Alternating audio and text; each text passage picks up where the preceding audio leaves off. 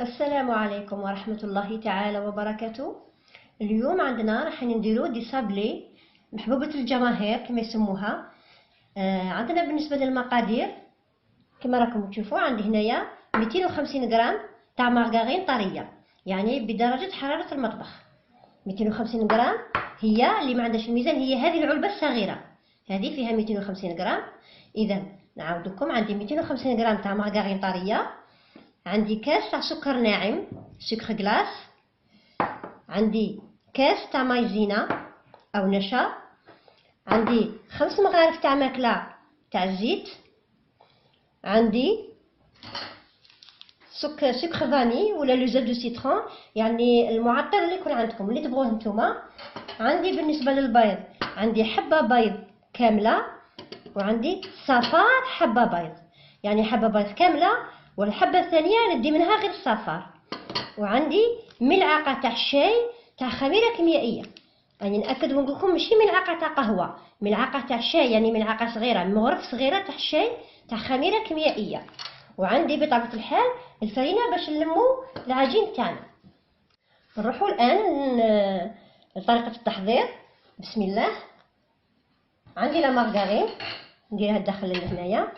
عندي ملاحظه انني حنديرها الدور هنا في البول تاع البيتخان، لكن سيدتي تقدري ديريها بيدك، تقدري ديريها بالباتور عادي، ما كاين حتى مشكل. كما راكم تشوفوا هنايا راني درت لا مارغرين. ندير كذلك ندير السكر الناعم هكذا، لكن كما راكم تشوفوا لازم نغربلو شويه هكذا بهذه الطريقه باش ما يبقاش محبب الداخل هكذا.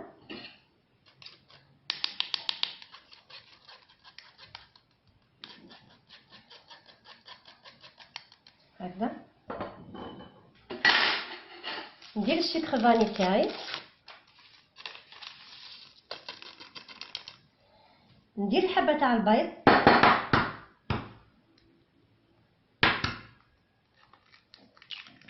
ونزيدو معها الصفار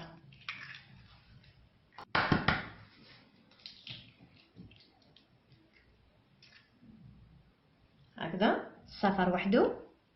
ما درتش الزيت، قلنا 5 مغارف، 1 2 3 4 5. نديرهم يدوروا مليح حتى تولي عندي بوماد، ونرجع لكم باش نكملوا بقيه المقادير. كما راكم تشوفوا الخليط تجانس بعض مليح. الان نروح ندير الكاس تاع المايزينا والنشا كما قلت لكم، نضيفوه هكذا،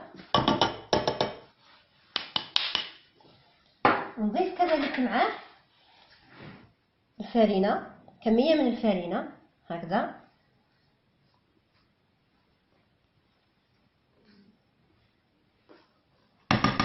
وندير كما قلت لكم معاه الملعقه تاع الشاي تاع الخميره الكيميائيه هكذا، ملعقه تاع الشاي تاع خميره كيميائيه هكذا. نديرهم يتخلطوا، لكن نديرهم في البروميي فيتاس، يعني تكون السرعه بطيئه باش الفرينه مع المايزينا ما يبداوش يطايروا. ونرجع لكم الان كما راكم تشوفوا خلطت هذاك الكاس تاع المايزينا مع شويه تاع لافارين.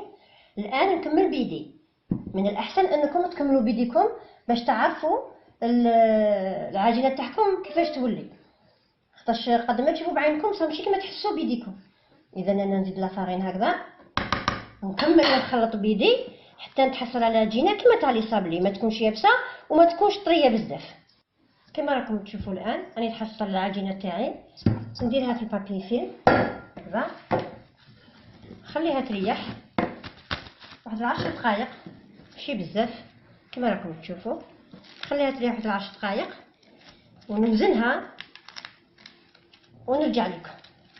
كما راكم تشوفوا انا بعد ما خليت العجينه تاعي ريحت مده 10 دقائق وزنتها، درت في كل وحده درت 35 غرام. كما راكم تشوفوا تقدروا تصغروا ديروا 30 غرام، ما تقدروش ديروا اكثر من 35 لانه المول هذا صغير. اذا يا اما 30 يا اما 35 غرام. كما راكم تشوفوا. بالنسبه لطريقه تاع العمل هذا المول شويه صعيب، يعني شويه يشد لكم اليد ويصعب لكم باش تقلوا الحبه منه. اذا شنو نديروا اولا باش تجينا سهله؟ نحكموا المول تاعنا نديروه في لافارين هكذا على جال هنا هكذا، وكذلك نحكموا الحبه تاعنا بهذه الطريقه. راكم تشوفوا بهذه الطريقه نكورها مليح، ندخلها في الفرينه هكذا، ماشي بزاف، حاجه قليله فقط. ندخلها شغل نكورها داخل الفرينه، نحكم من المول تاعي هذا هكذا، ندخلها هكذا، نعبز شويه بيدي ونحطها على الطاوله بهذه الطريقه، ونجي نزير عليه هنايا هكذا، نعبز عليه بيدي منا ونبدا نجبد الحبه تاعي، تجيني سهل. هذا هو الشكل تاعو هكذا. نحط الحبه، نزيد كذلك كما راكم تشوفوا نديرو هنا في الفرينه هكذا، ونحكم الحبه تاعي ولا الكريه تاعي، نديرها في لافارين بهذه الطريقه هكذا، حاجه خفيفه فقط هكذا. ندخل الحبه تاعي ونحطها على الطاوله، ونجي هنا من فوق هكذا نديرها هكذا هكذا هكذا، ونحطها في السنيوه تاعي كما راكم تشوفوا هنايا. راني كملت كامل الحبات تاوعي درتهم في السنيوه. اول ملاحظه اللي نقولها لكم انكم تخلوا لي سباس ما بين الحبات، لخاطرش ما تنسوش بلي فيها الخماره رايح يكبر شويه. ثاني ملاحظه اللي نقولها لكم ما تنسوش كذلك بلي درنا فيها الخماره الكيميائيه. اذا هذا الوسط اللي راكم تشوفوا لهنايا هذو الفراغات اللي راهم في الوسط قادر يطلعوا شويه كي يدخلوا الكوشه، كي ندخلوه للكوشه. اذا نتوما كي تدخلوا السنيوه تاعكم للكوشه بعد فتره كي تطلعوا عليه تصيبوه هنا طلع، عاودوا حكموا بوشون كيما هذا تاع قاروره تاع مشروب غازي، ديروا البوشون تاعكم هذا في لافارين او الطاحين او الفرينه، وتجوا تحكموا ديروه هنا في الوسط وتعبزوا عليه.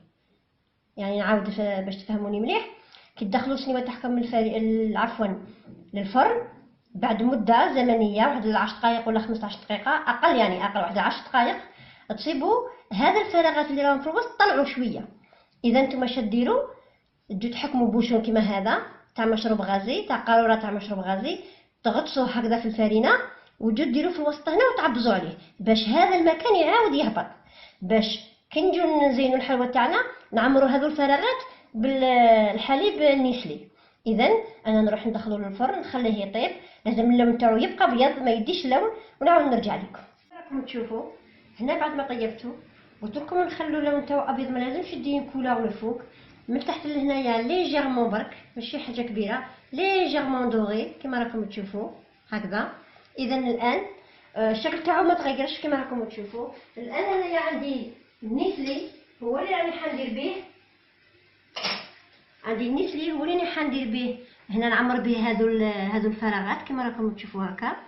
انا هذا النسلي راني دايرته في المنزل صنعته في الدار، يعني كاش نهار ندير لكم لا فيديو تاعو هكذا. نعمروا بهذه الطريقه هكذا حتى يتعمر كامل هذو الفراغات هكذا.